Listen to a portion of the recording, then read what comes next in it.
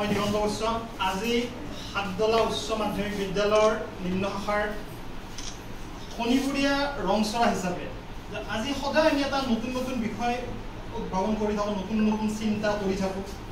এইবাৰ আমি এটা বেলেগ ধৰণৰ এটা প্ৰচেষ্টা হাতত লৈছোঁ, যাৰ জৰিয়তে আমাৰ শব্দ ভাণ্ডাৰ কিমানখিনি আছে, আমাৰ মগজুত শব্দ কিমানখিনি আছে, আমি এটা টেষ্ট এটা লওঁ। কিন্তু টেষ্টটো কৰি আমাৰ বিৰাট মজা লাগিব, বিৰাটে মজা, বুজি পাইছা? শব্দ আমাৰ বিষয়টোৱে দিছোঁ এটা বৰ্ণৰে অলেখ, অলেখ মানে যাৰ হিচাপ নাইকিয়া।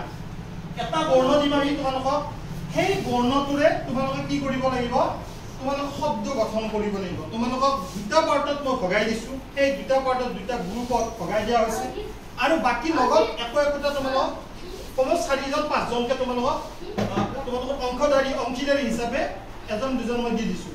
তাৰ যোনে যিমান পাৰে তোমালোকক হেল্প কৰিব, আৰু তাৰপিছত শব্দ নিৰূপণ হ'ব। আৰু এই শব্দ নিৰূপণ হোৱাৰ পিছত, শব্দ গঠন কৰাৰ পিছত যিজনে বা যিটো দলে বা যিটো গ্ৰুপে বেছি শব্দ উদ্ভাৱন কৰিব পাৰিব, বেছি শব্দ লিখিব পাৰিব, দে আৰ দ্য উইনাৰ, যে তেওঁলোকে কি হ'ব, বিজয়ী হ'ব। আমি বিজয়ী বুলি ঘোষণা কৰিম। আজি আমাৰ প্ৰথম এইখন খেল, আৰু অজস্ৰ খেল আমি এইবাৰ আমি যিটো প্ৰশিক্ষণ লৈ আহিলোঁ, সেই প্ৰশিক্ষণৰ জৰিয়তে আমি নতুন নতুন তেওঁলোকে যি দিছেতো আমাক দিছে, সেই প্ৰশিক্ষণৰ পৰা আমি আকৌ নতুন কিছুমান চিন্তা কৰি সেই তেওঁলোকে দিয়াখিনি আকৌ যথেষ্ট পৰিমাণে মডিফাই কৰিছোঁ। মডিফাই কৰি খেলবিলাক আগবঢ়াই নিম। আমি এনেকৈ প্ৰচেষ্টা আমাক আহি থাকিব, আমি নতুন নতুন প্ৰচেষ্টা আমি হাতত লৈ থাকিম। ঠিক আছে, এইখিনি কৈয়ে মই মোৰ বক্তব্য সামৰণি মাৰিছোঁ, আৰু খন্তেক সময়ৰ পিছতে খেল আৰম্ভ কৰিম। হ'ব।